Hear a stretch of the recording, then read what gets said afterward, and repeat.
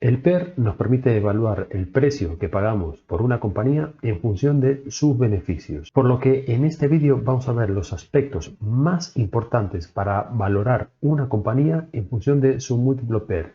Y además lo veremos aplicándolo con 3 ejemplos de compañías que actualmente cotizan en bolsa. El PER se calcula con el precio de la acción dividiéndolo por los beneficios por acción o EPS en inglés, de Earning Per Share.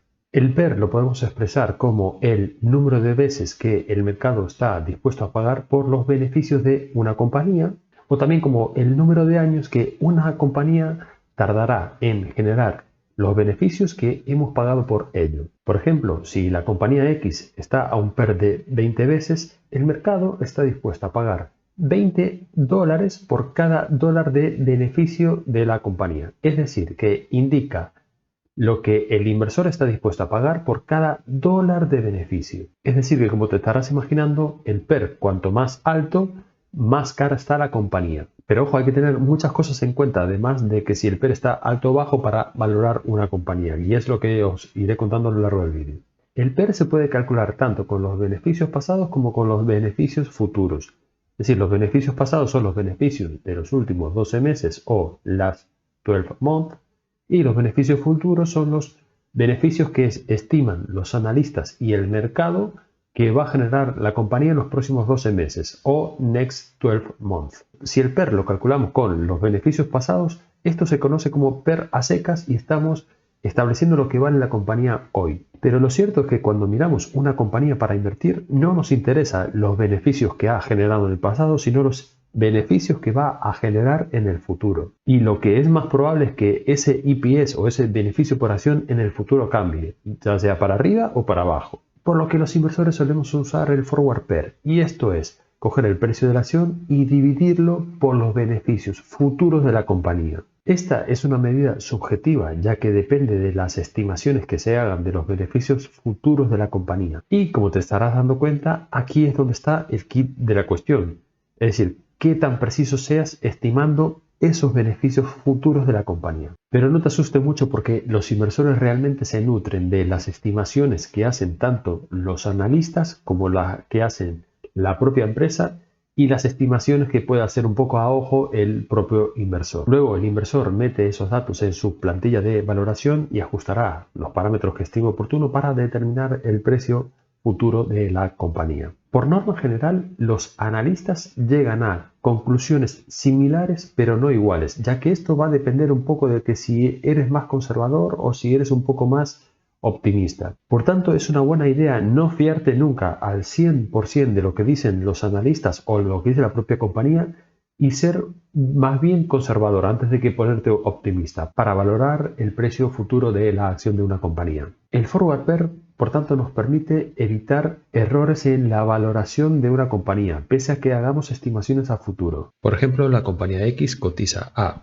$20 y ha generado un beneficio por acción en los últimos 12 meses de $5. Si hacemos el cálculo PER con los beneficios pasados, tendríamos 20 sobre 5 y es igual a 4 veces, lo que parece a simple vista muy atractivo, pagar un PER de 4 veces por una compañía. Pero si analizamos la compañía, vemos que ha sucedido algo con el cliente principal. O, por ejemplo, que tiene un juicio donde el año que viene va a tener que pagar X millones de dólares.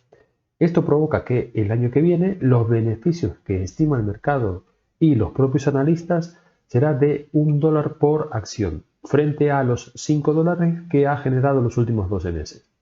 Entonces, si hacemos el cálculo del forward PER, sería 20 sobre 1 es igual a 20. Es decir, estaríamos pagando 20 veces lo que nos indica realmente que la compañía está cara actualmente. Por tanto, siempre es recomendable valorar las compañías con el forward PER, ya que podríamos estar valorando una compañía cara como barata o viceversa. Bien, como vimos hasta ahora, el PER depende del crecimiento del EPS. Entonces ahora te voy a contar por qué puede crecer el EPS o por qué puede decrecer el EPS. El crecimiento del EPS puede ser tanto por el crecimiento orgánico e inorgánico. Esto es, crecimiento en ventas y crecimiento en adquisiciones. El EPS también puede crecer a medida que la empresa va generando más beneficios, se van expandiendo los márgenes, lo que a su vez le da más beneficio. Entonces, bueno, pues esto también hace que ese EPS vaya creciendo. Y finalmente el EPS puede crecer por la gestión del capital de la propia empresa. Esto es por la recompra de acciones. Al recomprar acciones, una compañía puede hacer que el EPS crezca. Y si emite acciones, ese EPS decrece. Y ahora te voy a mostrar por qué. Aquí tenemos la fórmula del EPS, ¿vale? Que es el beneficio partido por el número total de acciones de la compañía. Entonces, por ejemplo, si la compañía A tiene unos beneficios de 100 y tiene 20 acciones en el mercado y no recompra acciones, el EPS será por tanto 100 partido de 20 igual a 5. La empresa B, por ejemplo, tiene 100 de beneficios también, pero esta compañía recompra acciones por un total de 10 acciones. Es decir, que ahora en el mercado, antes tenía 20 acciones, ahora tiene 10. Por lo que ahora tenemos 100 de beneficios partido por las 10 acciones que hay en el mercado, lo que nos da un EPS de $10. Por esta razón, los inversores nos fijamos siempre en la compañía si recompra acciones o no, porque eso va a influir en el EPS y por tanto en el precio de la acción en el futuro. Pero ojo, con esto también hay que tener cuidado porque no vale que la compañía recompre acciones a lo loco. Una buena gestión, y es lo que nos interesa a nosotros como accionistas, es que la compañía recompre acciones de su propia empresa cuando éstas están debajo de su valor intrínseco. Esto es lo que demuestra una buena gestión de una compañía. Hay muchos casos que la empresa, en vez de recompra de acciones, emite acciones. Suponiendo la empresa que vimos antes que tenía 100 de beneficio y tenía 20 acciones, esta compañía emite otras 20 acciones. Entonces el cálculo del EPS, como te mostré antes, sería 100 partido de las 40 acciones que hay actualmente en el mercado, lo que el EPS actualmente es de $2,5. Que si lo comparamos con la compañía que recompra acciones, que tenía un EPS de 10, y también lo podemos comparar con la compañía que no recompraba acciones, que tenía un EPS de 5. Vemos como claramente el de 2,5 es debido a la emisión de acciones. Esto provoca que en muchos casos el precio de la acción caiga y que también en muchos casos ese EPS sea negativo. Bien, ahora que ya sabes cómo se calcula el PER, el Forward PER, y que tienes que usar el Forward PER, y también sabes por qué crece o decrece un EPS, vamos a ver un ejemplo de cómo podemos aplicar esto en acciones reales. Entonces, para saber si una compañía está barata, puedes compararla con la media del mercado, por ejemplo. La media del mercado, como bien sabéis, es de unas 15 veces beneficio. Pero ojo, aquí debemos analizar si la compañía es mejor, es peor o es igual que la media del mercado y por tanto decidir si debería estar a un múltiplo superior o inferior. Lo puedes comparar con la media del sector o también lo puedes comparar con la principal competidora de la compañía. Pero aquí también vas a tener que decidir si la compañía que estás evaluando es superior a la con la que la estás comparando o es inferior. Y por tanto decidir si debe cotizar a un múltiplo superior o inferior que el de su competidor o del sector. También lo puedes comparar con el PER medio de la propia compañía, el PER medio histórico. Esto lo puedes consultar en webs como Seeking Alpha, TKR y cualquiera de estas webs que ofrecen información contable acerca de las compañías que cotizan en bolsa. Comparar con su media histórica es una de las formas más usadas por parte de los inversores y es una de las que en particular a mí más me gusta. Pero además hay otra forma que te la diré al final del vídeo que está muy bien que la tengas en cuenta. Y ahora sí, pasamos a los ejemplos de las compañías. Para ver un ejemplo de PER medio lo vamos a ver con Alphabet, ¿vale? Vemos que la compañía ha cotizado históricamente a 23 veces beneficios, mientras que en la actualidad cotiza a un PER de 22 veces. Esto indica que no está ni cara ni barata, sino que está a su precio medio histórico, está a su precio justo, digamos. Ahora vamos a ver un ejemplo de PER alto de una compañía de muchísima calidad.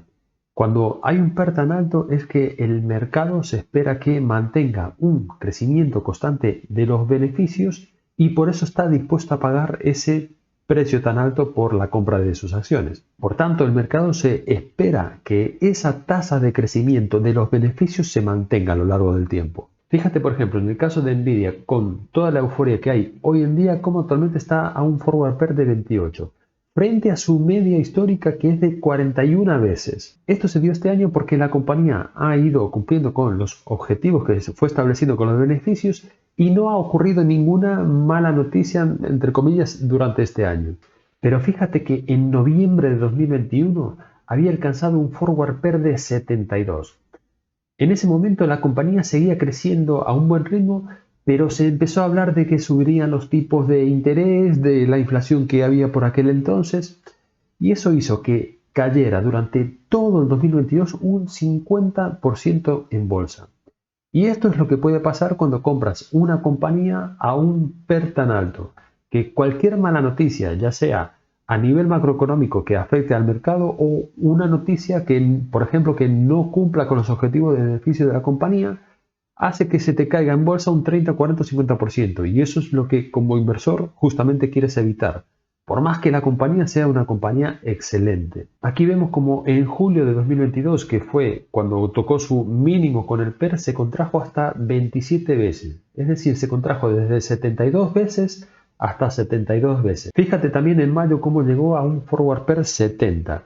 Esto es porque el precio de la acción había subido tanto por la euforia y la especulativa que había en los beneficios, pero a diferencia de lo que ocurrió en 2022, este año sí que ha cumplido con los objetivos que se había propuesto la compañía y ha tenido un retorno en bolsa del 256%. Y aún así sigue estando a un forward PER justo para este tipo de compañía. Puede ocurrir que el PER de una compañía baje porque está bajando todo el mercado y esto te permite comprar compañías excelentes como el caso de Nvidia a una valoración de derribo. Lo que te hubiese permitido capturar, por ejemplo, ese 256% que veíamos de Nvidia. Pero también puede ser el caso de un PER bajo debido a la nefasta gestión de la directiva de una compañía, como puede ser, por ejemplo, el caso del Santander. El Santander hace todo lo contrario a lo que nosotros buscamos, que es, por ejemplo, emitir acciones. Y fíjate, por ejemplo, que la media del PER del Santander es de 9 veces, pero que no ha parado de caer. Y vemos que también ocurre lo mismo, como es evidente, con el precio de la compañía. En los últimos 10 años ha tenido un retorno del menos 4,7% anualizado. Vamos, todo un ejemplo.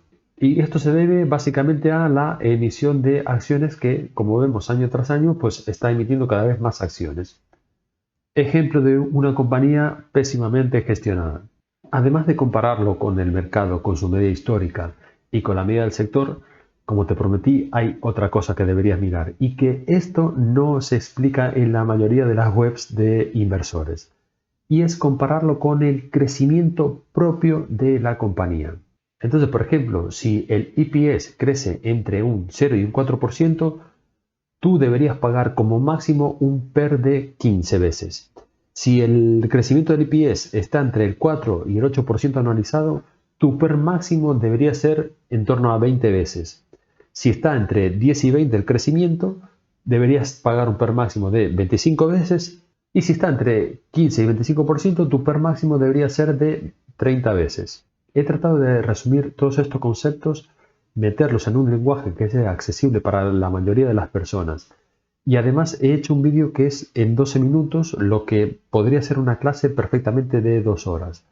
Por lo que si hay algo que no has entendido en el vídeo, no dudes en parar el vídeo, volver atrás y, ¿por qué no? Pilla un boli, pilla un papel y ponte tú a hacer los cálculos y tratar de entender todos estos conceptos que vimos porque son muy importantes para invertir en bolsa.